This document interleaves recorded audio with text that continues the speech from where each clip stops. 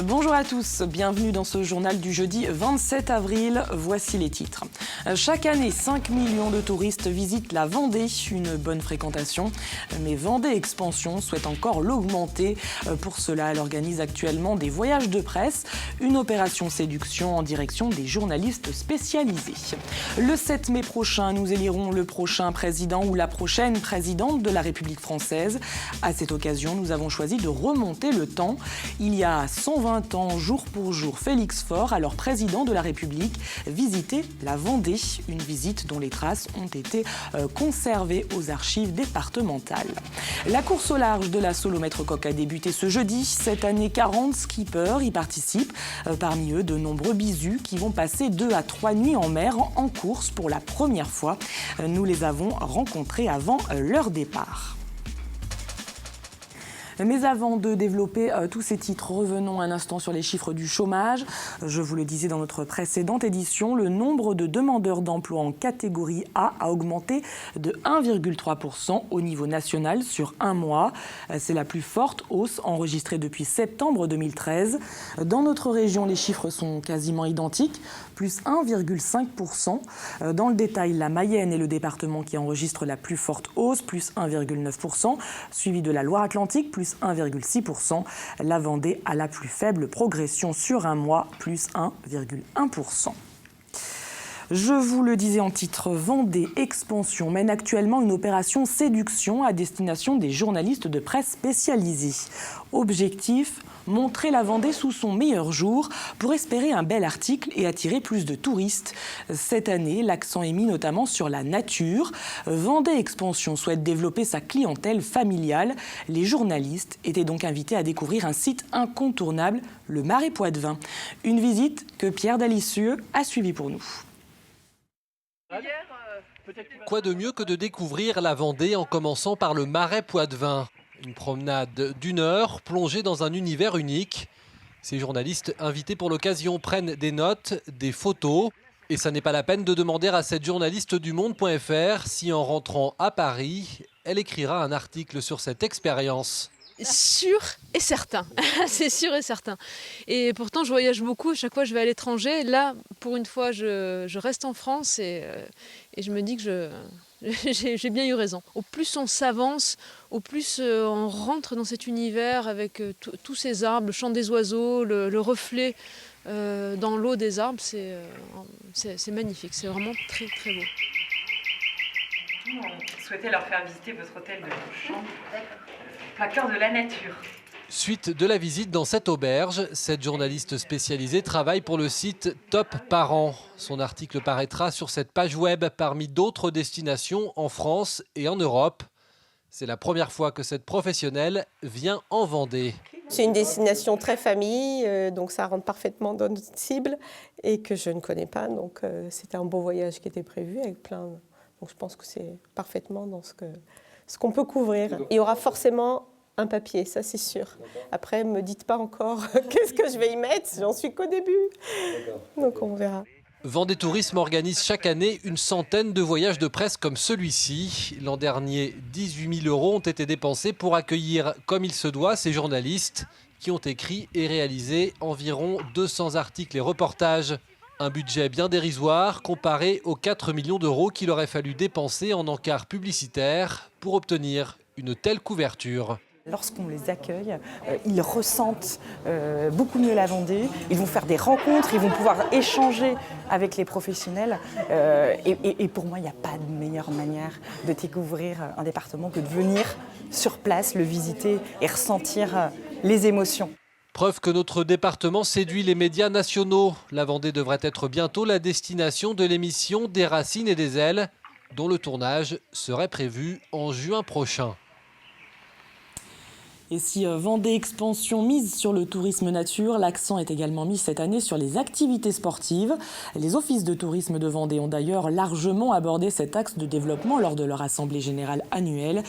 Car si la Vendée attire depuis longtemps les familles, elle est peut-être un peu en retrait par rapport à ses voisins au niveau de la promotion des sports nautiques notamment. C'est ce que nous explique le président de l'Union départementale des offices de tourisme. Disons qu'on s'organise de mieux en mieux et de plus en plus. Donc on a une stratégie bien sûr de communication numérique avec de l'image et surtout des films, beaucoup plus qu'auparavant, avec vraiment une qualité d'image superbe. Il faut satisfaire les gens aussi en termes de sport, de vacances un petit peu plus fun on va dire, puisque nous savons très bien accueillir les familles. Donc notamment les jeunes réclament de plus en plus de discipline, on va dire un petit peu fantastique entre guillemets. Et donc voilà, on essaie d'évoluer aussi vers ce côté fun de la Vendée.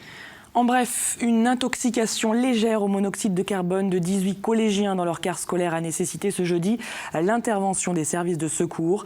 La préfecture précise que les collégiens présentaient des signes nauséeux, des picotements des yeux et des étourdissements. Ils ont été transportés vers les hôpitaux de Fontenay-le-Comte, de Luçon et de La Roche-sur-Yon pour des analyses complémentaires.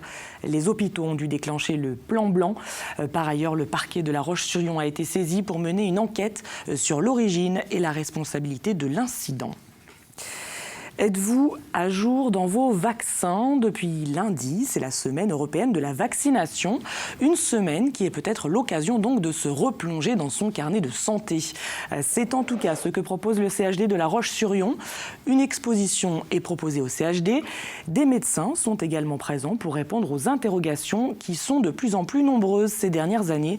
C'est ce que nous explique Cyril Lecomte, médecin au Centre fédératif de prévention et dépistage. Alors, ce qu'il faut rappeler aux gens, c'est que la vaccination, c'est une avancée au niveau de la santé, que grâce à la vaccination, on a pu éradiquer un certain nombre de maladies, qu'il ne faut pas baisser la garde. Une baisse de la couverture vaccinale, ce serait un risque de résurgence de certaines épidémies, de certaines maladies. Et en fait, on est surtout là à l'écoute aussi. C'est-à-dire qu'en fait, la vaccination fait polémique, les gens ont beaucoup de questions, les gens ne sont pas forcément opposés à la vaccination, mais ils se posent des questions, ce qui est naturel. Donc cette semaine, c'est surtout l'occasion d'être là pour pouvoir leur répondre.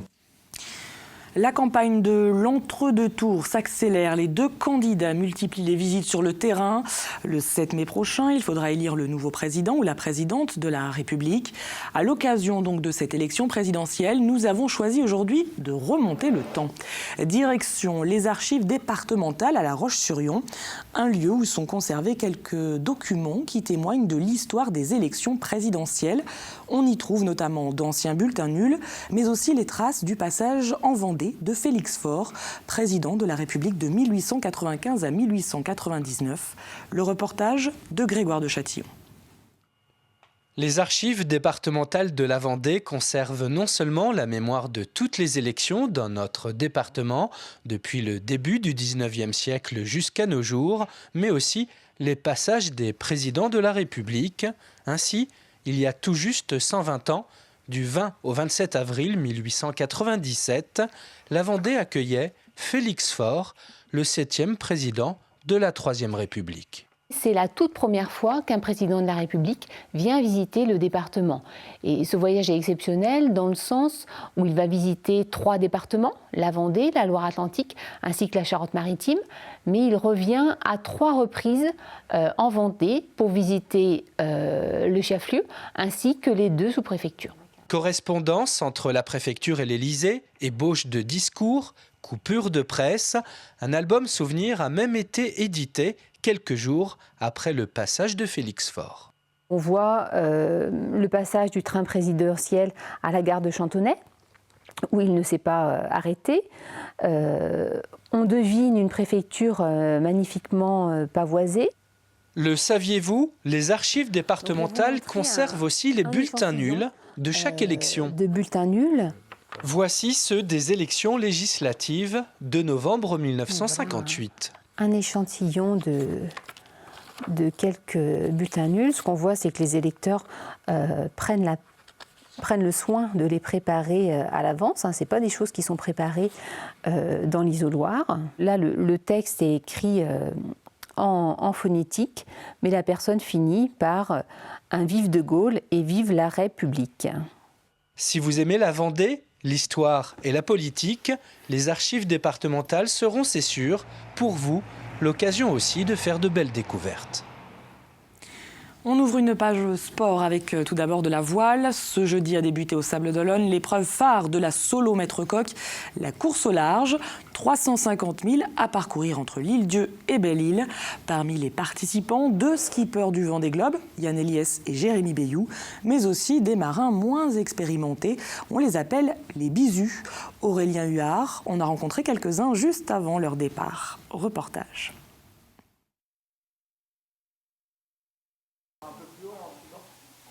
Dernier conseil météo ce matin pour quelques skippers avant le départ de la grande course au large. Sur les 40 participants de cette solo maître coq, 8 sont des bisus et vivent leur première ou l'une de leurs premières expériences en solitaire sur plusieurs jours. Certains étaient présents sur la solo Concarneau au début du mois. Une découverte que chacun aborde différemment. Le plus compliqué, ça va être la gestion, comme toujours, hein, gestion du sommeil, savoir trouver les bonnes phases pour aller dormir ou voilà, se forcer à aller dormir. Moi, pour le coup, c'est plus ce cas-là, c'est se forcer à aller dormir pour que le deuxième jour être à peu près apte et lucide. J'attaque la course sereinement. C'est ma première grande course en solitaire en Figaro, donc voilà, plutôt zen et confiante. La nouveauté, c'est surtout de naviguer dans une flotte de 40 bateaux en solitaire, donc de gérer aussi pas que le parcours, mais aussi les adversaires. C'est les nuits en mer, les 2 nuits, 3 jours. Bon, on va aborder le sujet dans les 3 jours à venir, on va dire. Donc voilà, c'est fun, c'est un rêve qui se réalise, donc c'est parti. Après les 3 manches côtières de lundi et mardi, c'est Pierre Quiroga qui est en tête du classement général. Une surprise pour ce Marseillais de 23 ans qui n'en est pas à sa première année sur le circuit Figaro, mais à sa 2e. Lui aussi a donc découvert il y a peu la course au large en solitaire sur plusieurs jours. Aussi bien le sommeil, les réglages, des adversaires, la gestion que je l'ai dit, de la fatigue. Il y a énormément de paramètres à gérer et quand on a un peu moins d'expérience, c'est compliqué à être complet sur tout. Ça va être compliqué. Reste maintenant à savoir si Pierre Quiroga poursuivra l'effet de surprise en conservant sa première place à l'issue de cette grande course. Il faudra qu'il résiste à de nombreux concurrents tels que Anthony Marchand ou Jérémy Bayou, 2e ex-aequo au classement. Le verdict devrait tomber samedi dans la matinée. En basket, Ligue 2 féminine, les joueuses de La Roche-sur-Yon ont effectué une belle opération à Montbrison. Elles se sont qualifiées ce mercredi soir pour les demi-finales du championnat. Comme au match aller, elles ont réussi à s'imposer. Score final 61-84. Prochaine rencontre prévue le 6 mai en Bretagne face à l'équipe de Landerneau qui a également remporté son match à l'extérieur mercredi soir. Et puis, dans l'actualité sportive de notre département, il y a aussi du football. Les Herbiers affrontent vendredi soir Béziers pour le compte de la 31e journée de National. Les Biterrois sont 10e du classement, les Herbretais 11e. Le coup d'envoi sera donné à 20h au stade Massabielle. Bol, pichet, assiette, tout est fait main à la poterie de Némy. Le savoir-faire se transmet de génération en génération. Une entreprise familiale qui fête cette année ses 160 ans d'existence. À cette occasion, le public était invité le week-end dernier à découvrir les coulisses de la poterie, mais aussi quelques autres artisans. Le reportage d'Apolline Laurent. En plein cœur de la Vendée, 5 générations de potiers se sont transmis au fil des siècles. La passion du travail de la terre et la poterie de Némy. Sa renommée s'est faite avec le temps et aujourd'hui, elle fête ses 160 ans d'existence. C'est une entreprise familiale depuis 1867. Fêter les 160 ans de la poterie, c'est important quand même sur la Vendée, parce que c'est quelque chose de... c'est pas commun, voilà. On n'est pas beaucoup d'entreprises qui ont 160 ans d'existence, donc c'est un produit qui est bien ancré, qui est là depuis toutes ces années, quoi. Car la renommée de la poterie de Némy est bien ancrée sur le territoire et reconnaissable à sa fameuse fleur. Dans cette entreprise familiale de 4 salariés où parents, enfants et frères travaillent ensemble, chacun a sa place. Ici, on arrive dans l'atelier de tournage, donc avec Dominique. Voilà, donc il est en train de nous faire des petits pots. C'est pas les coquetiers ici, mais les petits pots. Donc la manipulation toujours aussi précise. Donc, je travaille avec un tour. Ensuite, je travaille ici à la motte avec une motte de terre assez importante et je fais plein de petites pièces avec. Le tournage, c'est très manuel, quoi. Il faut ressentir la terre, quoi. Il faut ressentir l'objet, ressentir les épaisseurs. Il y a plein de choses qui rentrent en ligne de compte, quoi. Sa passion, il n'hésite pas à l'expliquer au public venu découvrir les coulisses de cette poterie à l'occasion de ses 160 ans. Et plus on est de fous, plus on rit, alors Marie Charpentreau a invité d'autres créateurs locaux à venir exposer leurs productions. Perles, couture, poterie, des artisans divers et variés. Et parmi eux, des enfants qui s'initient au plaisir de la terre. Est-ce que tu trouves que le cou il est suffisamment long là? Oui. Ouais. Je vais faire un poisson sur un piquet pour mettre dehors. J'ai regardé sur un monsieur qui fait là-bas, qui faisait les mêmes choses. Et j'ai fait un pot pour les crayons avec, en formant plein de petits cœurs ensemble. J'ai bien aimé, c'est bien à savoir faire. Sur le week-end, environ 2500 personnes se sont succédées dans les allées de ce petit marché artisanal. Un anniversaire dignement fêté pour la poterie de Némy. On passe à la météo. Ce vendredi, la matinée débutera sous un beau soleil. L'après-midi, les nuages s'invitent dans les terres, apportant quelques gouttes de pluie. Sur le littoral, en revanche, le temps restera sec et ensoleillé. Pour les températures, ça remonte doucement. On attend jusqu'à 16 degrés à Fontenay-le-Comte. Dans un instant, vous retrouverez votre bulletin météo complet présenté par Fanny Poirier. Sur TV Vendée également, le Mageco. Ce vendredi, Sandra Billy nous emmènera dans une entreprise lyonnaise, Concept Alu, qui crée et conçoit des vérandas depuis 1964. C'est la fin de cette édition. Merci de l'avoir suivi et à demain pour un nouveau journal.